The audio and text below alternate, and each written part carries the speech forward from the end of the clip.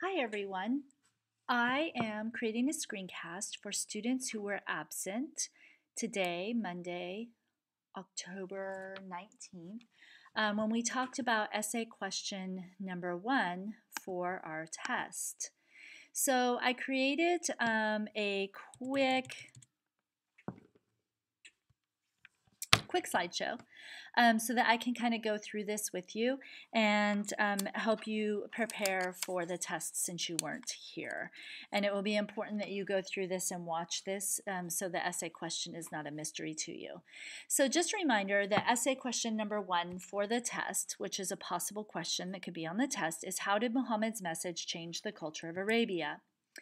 There's 3 things that you would want to, topics that you would want to talk about when answering this question. And those are religion, government, and culture. And so what we did in class today is we actually put this on the board and we outlined how we would talk about these 3 topics in this answer to this question. So the first one is religion. So we're asking, so how did religion change in Arabia before and after Muhammad? So in order to answer that question, let's talk about Arabia before Muhammad. Now we looked through our notes and we reminded ourselves that Arabia before Muhammad was largely polytheistic. The tribes believed in many different gods. Those gods were animistic. They were attached to the natural environment. Usually those gods were somehow associated with the natural world that people lived in. These religions were based on tribes, so there was no one religion. The different tribes practiced their religion in different ways. And most of these tribes practice idol worship, so they would have some sort of object that they would place on shrines, and as part of their religious worship, they would either offer offerings to those idols or pray to those idols, hoping for some sort of response from these gods that represented the natural world. Mecca was an important religious site even before Muhammad. Remember that the Arabs regard Mecca as an important cultural site because they tie Mecca back to Abraham and Abraham coming to find Hagar and Ishmael and the well of water that was found there and building of the Kaaba, the shrine there in which Abraham thanked God for preserving their lives. So part of their tradition goes along with this story that's told about this important site. And so the Kaaba is important because there were many pilgrimages that were taken there, and there were even actually Christian relics placed in the Kaaba as well.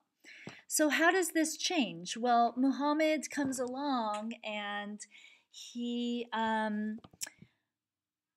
has this experience in which he says, he's been called to be a prophet. And so he begins to teach the people that there's just one God, that all these different gods are not real, that there's one God, and that God is Allah. And he reluctantly, although he does say that he is his final prophet. This God is a creator God. He's not a God that represents the elements or nature, but is a God that actually created those things. And so gradually over time, as Muhammad teaches, there's persecution. We talked about that persecution, how he has to leave Mecca but then returns to Mecca. Gradually over time, you have many of these tribal groups in Arabia united, excuse me, under one religion, the religion of Islam. The practice of that religion changes. No longer do they worship idols, but they follow the prescribed 5 pillars of Islam that we talked about. Prayer is directly to God. It is done 5 times a day. The religious pilgrimage of the Hajj is done, and the Kaaba no longer contains idols, but Muhammad dedicates the prayer that is done at the Kaaba to the God that they worship. We know that as part of the 5 pillars, they practice charity, they practice fasting, there's a celebration of Ramadan. So there is a prescribed way that people practice their religion, and that drastically changed from before, where all the tribes were kind of doing their own thing. All right, we then talked about government. So we know that before Muhammad, Arabia was made up of a variety of tribes. The loyalty was not to one single government, but it was to your family group, your tribe. There was no central government. There was no central ruler. There was no central law code. There was a lot of tribal warfare. And really, the only connection between the tribes is economic, where they're trading with one another and competing with one another for oasis trade settlements and for, access to those trade routes. Also, the tribes had their own set of laws. So, like I said, no common law system. This changes. Remember, during Muhammad's lifetime, not only is he a religious leader, but he becomes a statesman and a military leader as well. And gradually, after Muhammad dies, they name a caliph, right? And that caliph, that first caliph, is Abu Bakr, and begin to establish an empire. So you go from a variety of tribes, a group of people that are united under one government. That government is led by this military and political leader. They create a very highly organized bureaucracy with many departments, tax collectors, our favorite people, right? The empire has a law code that's based on Islamic law and a tax code. Remember that Christians and Jewish people were considered people of the book, and those that lived in the empire, at least under most of the early caliphs, were allowed to practice their religion freely, and they were also granted a protected status, but that status was given to them when they paid a special tax for that protection. Finally, we have culture. So this is this culture that we talked about. It's kind of generalized. There's definitely more to it than just this. But if we look at the massive amount of change that happens in a very short period of time, both sides of this are rather simplistic, but I think they're important. We know that you had a nomadic culture in Arabia. We put the value on the camels there. Remember, we talked about how the camels were considered the ship of the desert, and because there was an economic base to this nomadic lifestyle of herding and trade goods along trade routes, those camels become very important. Swords, we had talked about how there was a lot of warfare during this time period, the tribes fighting each other, competing with each other, and so the swords represent the idea of that tribal warfare that's going on in that time period just prior to Muhammad's birth. And we talked about vengeance, and sorry about the spelling on this, the idea of tribal revenge or vengeance. You do something bad to my tribe, I'm going to do something back to your tribe. And that was a very real part of the culture at the time. So after Muhammad taught, especially in his early years, peace, that killing needs to stop, that the people need to be united under God, that all people are equal under God. And so he taught that the wealthy should give to the poor, that they should be just as respected. There's also a new value placed on learning. And not that there wasn't a value placed on learning before, but it's very strongly emphasized in the Quran. Muhammad taught that knowledge gets you closer to God, because the knowledge of the universe is a universe that's created by God, as Muhammad teaches. And so the culture of learning becomes very important in this society.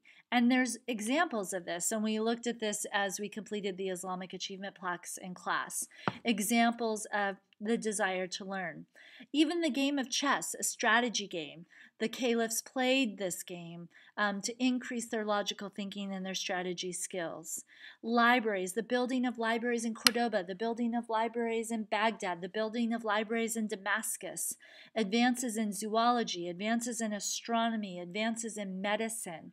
This is all based on the idea that it was important to learn, it was important to examine, and science really has a blossoming period during this time period in the Islamic Empire. The House of Wisdom, a place where people came together, scholars, translators, artists, to bring this work together and to explore some of the work done by the ancients, specifically the Greeks.